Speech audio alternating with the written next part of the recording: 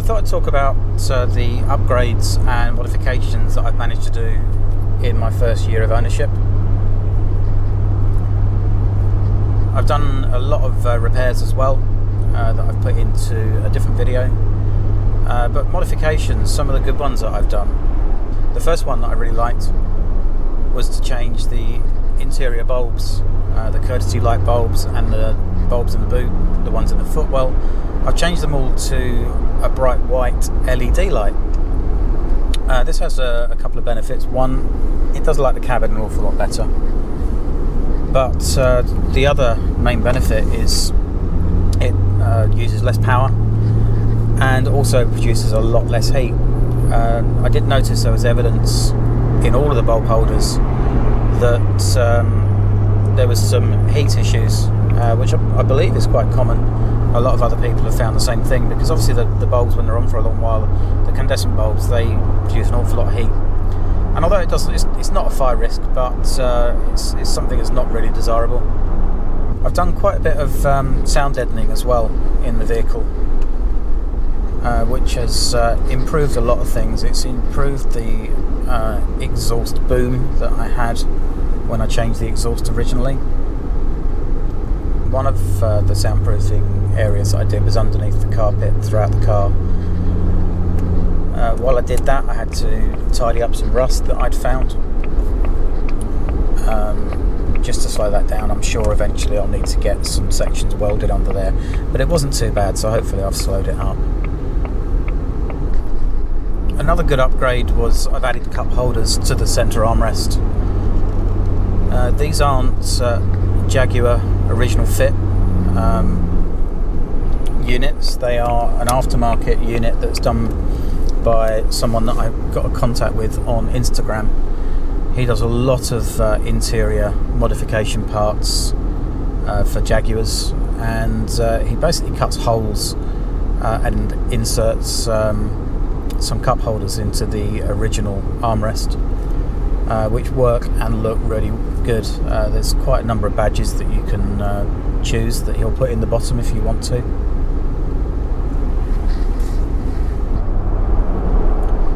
Possibly my favourite mod that I've done is fitting a wind deflector, which, to be honest, makes a massive difference when you're driving along. The wind buffeting is vastly reduced. The one I purchased was from a company called Adamesh. I've never seen one to compare with the Jaguar version, but they do say that it was based on the Jaguar design. Don't know whether that's quite true or not, but nevertheless it is night and day compared to before, and would recommend anyone fitting one if they haven't already got it.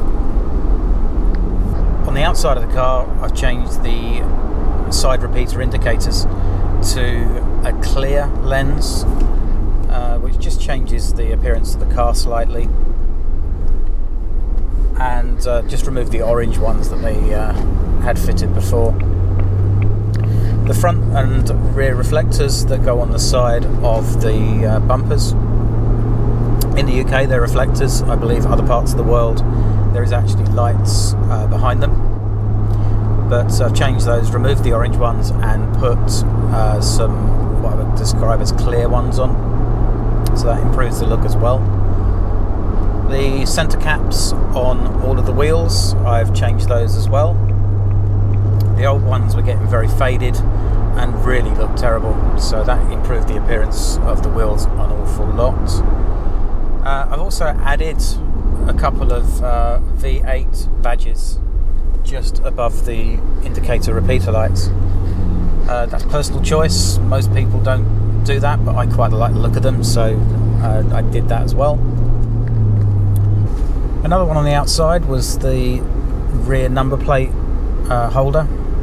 The original one wasn't in great condition and it was black, so I managed to buy an aftermarket chrome look. It's really plastic, but it looks like chrome surround.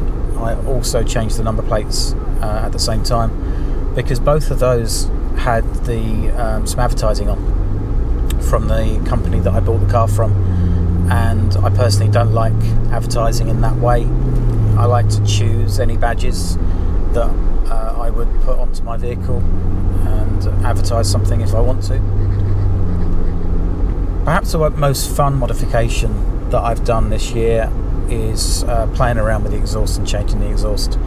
When I bought the car, it had the original exhaust with 5 silencers. So I've done a couple of videos on that, which gives a really good comparison on the noise that different types of exhaust make. The first comparison just removed the middle 2 boxes, so we ended up with 3 boxes in total, which sounded quite nice, but I wanted a little bit more noise, a little bit more of the V8 burble and growl. So I then removed the 2 rear silencers as well, and put straight through pipes all the way through from the front box. That sounds amazing. Not overly noisy most of the time, but the downside of that is there is a bit of boom that comes into the cabin. I have improved it, but I still need to do a bit more work on that one.